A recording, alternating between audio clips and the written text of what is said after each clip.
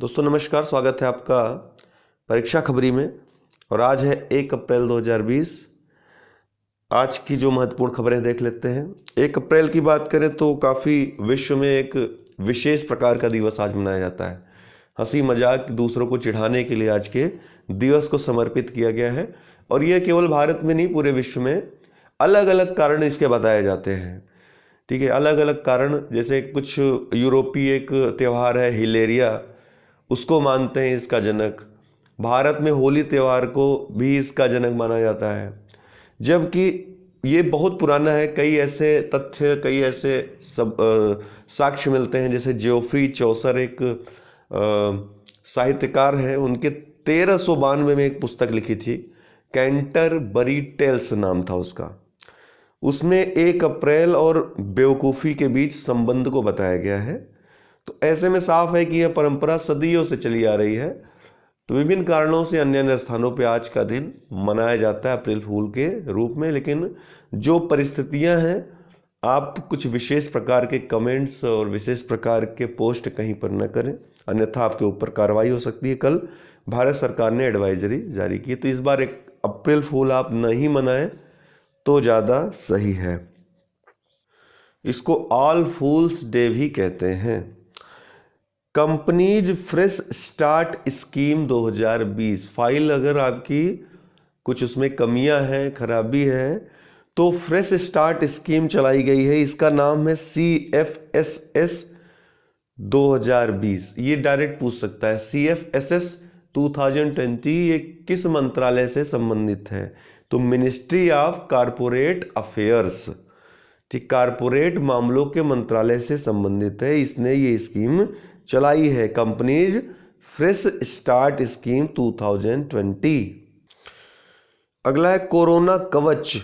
Corona कवच ये एक ऐप है जो ट्रैकिंग करेगा। आपके मोबाइल में ये ऐप है, तो आप जहाँ पर हैं वहाँ आपको पता चल जाएगा कि आप डेंजर जोन में हैं कि नहीं है।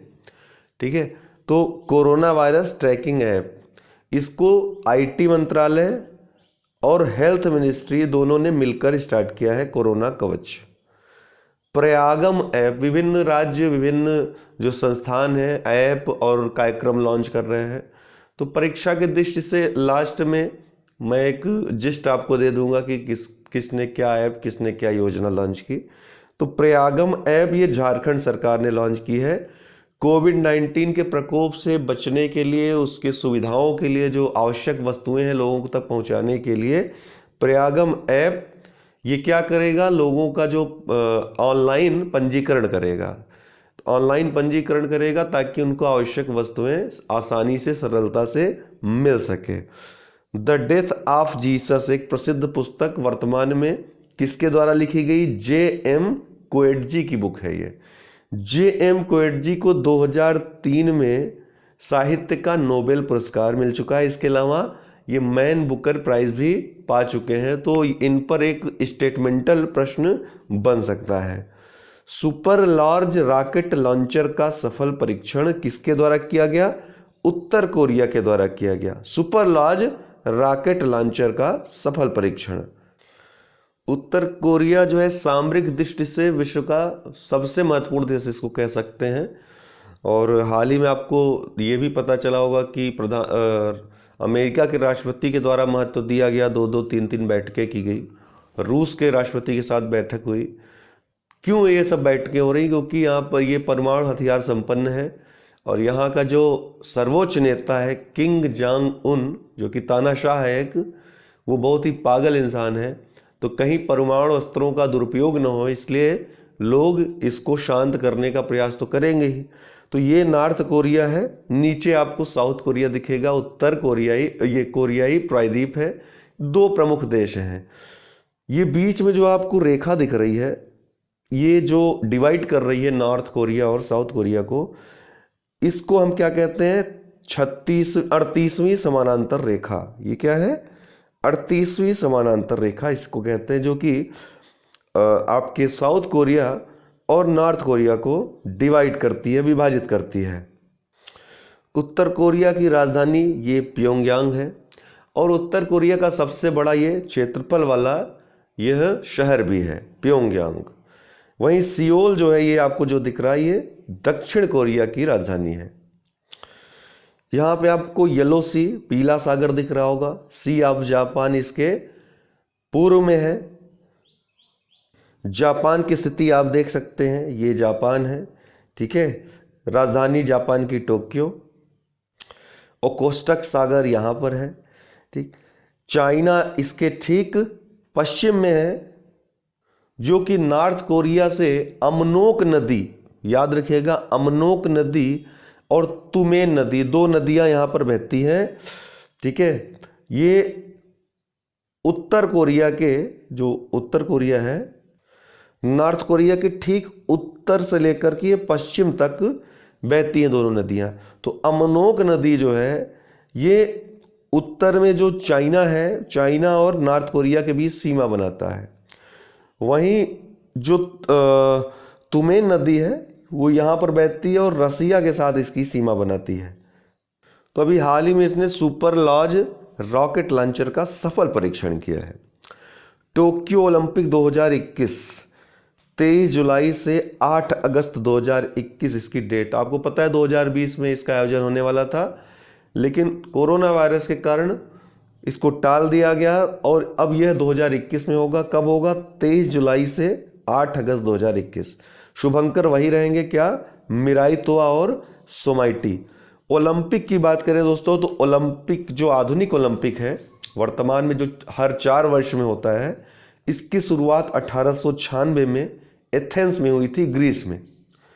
तो आधुनिक ओलंपिक की शुरुआत। लेकिन ओलंपिक जो खेल मनाया जाता है वो 776 ईसा पूर्व से ही ग्रीस से इसका प्रारंभ माना जाता है। वहाँ पे एक ओलंपिया नामक पर्वत है, वहीं के आसपास जो है मशाल जलाकर इस खेल की शुरुआत होती थी। उसी उपलक्ष्य में ये मशाल भी इस खेल की शुरुआत में जलाए जाते हैं। प्रत्येक देश में मशाल जाती है, लोग उसको लेकर के दौड़ते हैं एक प्रतीक के रूप में कि ओलंपिक ये मशाल है। ओलंपिक खेलों का जनक जिनको माना जाता है उनका नाम है पियरे डी कुबर्तेन, जो आधुनिक ओलंपिक खेलों के जनक हैं।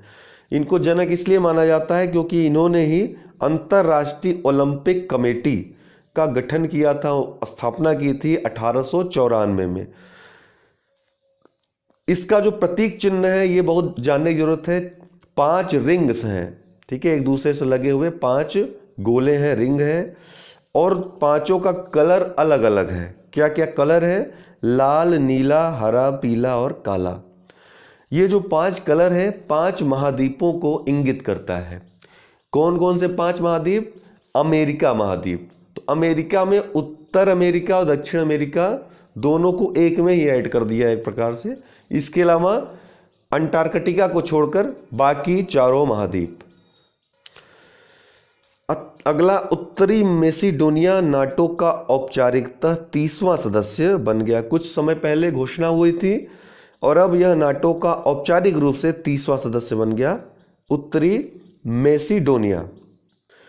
तो नाटो क्या है? सबसे पहले नाटो क्या है दोस्तों? यह एक संधि संगठन है, उत्तरी अटलांटिक संधि संगठन इसका फुल फॉर्म है। यह एक प्रकार का सैन्य गठबंधन है। द्वितीय विश्व युद्ध के बाद जो स्थितियां उत्पन्न हुई, रूस को पश्चिमी यूरोप में फैलने से रोकने के लिए ही मुख्यतः इस संगठन का निर्माण हुआ था। अमेरिका का इसके पीछे निहित उद्देश्य था, क्योंकि उस समय शीत युद्ध चल रहा था, तो जो प्रक्रियाएं चल रही थी वो इसी तरह की चल रही थी, डराने और धमकाने वाली। और युद्ध की तैयारियां तो इस तरह से हो रही थी कि अभी तुरंत ही तृतीय विश्व युद्ध हो जाएगा, भयानक भीषण युद्ध हो जाएगा। पूरी दुनिया डर चुकी थी क्योंकि दोनों के पास परमाणु हथियार थे। अब क्या होगा? पूरा विश्व परमाणु के हथियारों के ढेर पर बैठा हुआ था। लेकिन बाद में धीरे धीरे आप देखेंगे पूरी राजनीति में तब्दील हो गई, और जब कोई चीज़ राजनीति में बदल जाती है तब फिर युद्ध नहीं, वहाँ पर फिर कूटनीति के माध्यम से ही लड़ाइयाँ जीती जाती हैं। अंततः उसकी परिणति आपको 1990 में देखने को मिलती है, जब सोवियत संघ का विघटन हो जाता है। सोवियत संघ पहले रूस को कहते तो उसका विघटन हो जाता है, और विघटित होकर के कई भागों में सोवियत संघ विभाजित हो जाता है। तो नाटो की जो स्थापना हुई 4 अप्रैल 1949 को ब्रुसेल्स में बेल्जियम के ब्रुसेल्स में इसका मुख्यालय है। लेकिन इसकी स्थापना जब 4 अप्रैल 1949 को हुई थी तो वाशिंगटन डीसी में मीटिंग हुई थी अमेरिका के नेतृत्व में। इसके वर्तमान में जो महासचिव हैं जेम्स स्टोलनबर्ग हैं, आपको मालूम होगा, काफ़ी नाम इनके चर्चा में रहता है। ये विभिन्न यूरोपीय देश हैं, तो अल्बानिया, कोसोवो, बुल्गारिया पूर्व में, ग्रीस, और ये बीच में आपका नॉर्थ मैसिडोनिया है। यही 30वां सदस्य बना है नाटो का। तो एक बाल्कन प्रायद्वीप पे स्थित है। ये नॉर्थ मैसिडोनिया की जो राजधानी है स्कोप्जे है। ये परीक्षा में आपके आ चुका है यूपीपीसीएस में। इसकी राजधानी क्या है? स्कोप्जे। तो दोस्तों आज के लिए इतना ही। बहुत बहुत धन्यवाद।